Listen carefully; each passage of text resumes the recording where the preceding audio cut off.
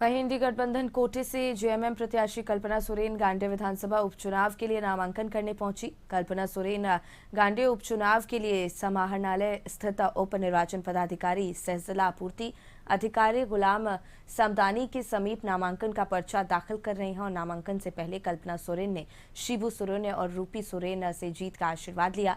नामांकन के बाद पपराटांड में इंडी गठबंधन की ओर से जनसभा की जाएगी, जिसे सीएम सहित सरकार के कई मंत्री और गठबंधन के नेता संबोधित करेंगे।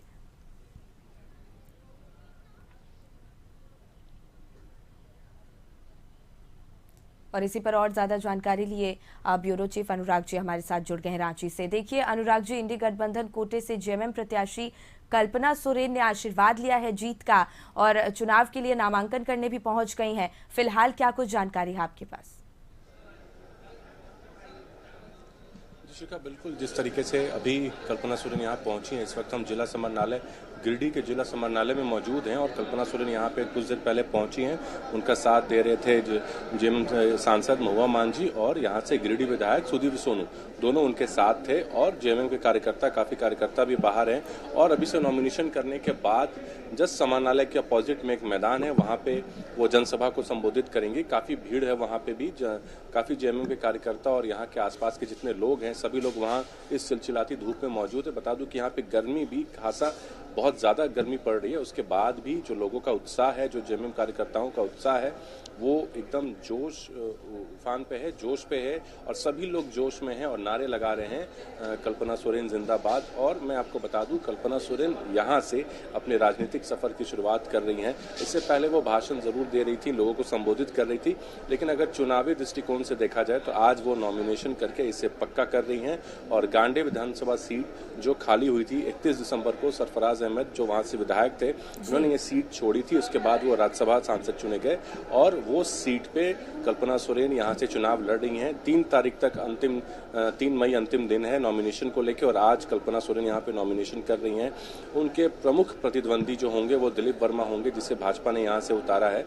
और तो कहा जाए तो कल्पना सोरेन की अगर हम हाल के दिनों की बात करें शिखा जी, तो काफ़ी मुखर होकर वो लोगों से बात कर रही हैं। और जिस तरीके से उन्होंने दिल्ली के रामलीला मैदान में उन्होंने लोगों को संबोधित किया था, वहाँ की रैली को संबोधित किया था, और जिस तरीके से रांची के धुरवा में प्रभात तारा मैदान में जो जेएमएम का उलगुलान महा रैली को आयोजित किया गया था, जिसमें जिस तरीके से कल्पना सोरेन ने अपनी बातों को रखी थी और केंद्र सरकार पे जो उनके रवैये पे, केंद्र सरकार के रवैये पे जो उंगलियां उठाई थी, जिस तरीके से तानाशाह रवैया अपना रही है केंद्र सरकार और पूर्व मुख्यमंत्री हेमंत सोरेन को जेल में डाला गया, और जिस तरीके से ईडी झारखंड में तमाम लोगों को परेशान कर रही है, चाहे जितने विधायक हों, आईएएस हो, ब्यूरोक्रेसी के लोग हों या जितने अधिकारी हों, सभी को परेशान किया जा रहा है। तो उन्होंने साफ तौर पे उंगली उठाया था कि झारखंड गरीब पिछड़ा का राज्य है और यहाँ पे हमने काफ़ी मेहनत से, जेएमएम ने इसे काफ़ी मेहनत से सुखी, खुशहाल और समृद्ध बनाने की ओर कदम बढ़ाया, जिसे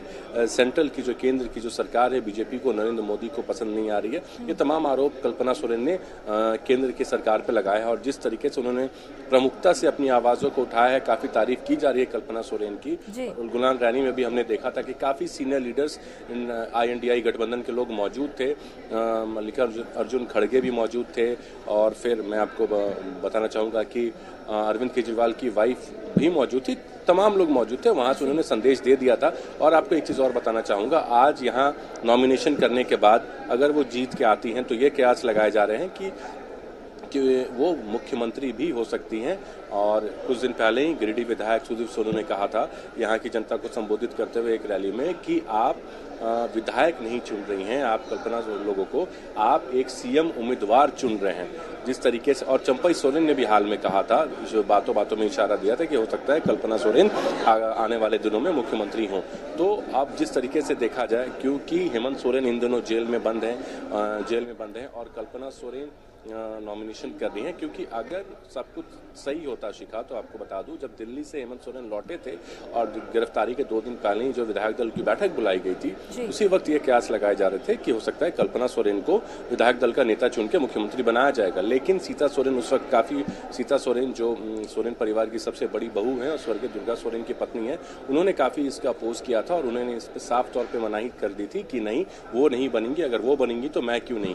इसी के बाद विवाद और ज्यादा लोकप्रियता ना बढ़े, तो पूर्व मुख्यमंत्री हेमंत सोरेन ने ये फैसला लिया था कि चंपई सोरेन जो जेएमएम के काफी कद्दावर नेता हैं और पुराने चेहरे हैं और उन पे किसी तरीके से लोगों को आपत्ति भी नहीं है, तो उन्हें विधायक दल का नेता चुन के मुख्यमंत्री बनाया गया।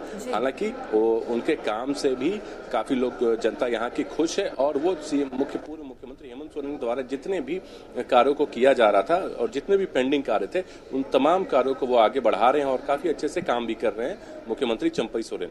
और तकरीबन 12:20 का समय है, आज नॉमिनेशन के समय मुख्यमंत्री चंपई सोरेन भी यहाँ मौजूद रहेंगे और थोड़ी देर में वो चॉपर से यहाँ पे लैंड करेंगे सामने वाले ग्राउंड में। उसके बाद कहा जा रहा है कि कल्पना सोरेन उनके आने के बाद और भी कुछ नेता सीनियर लीडर्स पहुंच रहे हैं, उसके बाद वो नॉमिनेशन करेंगी।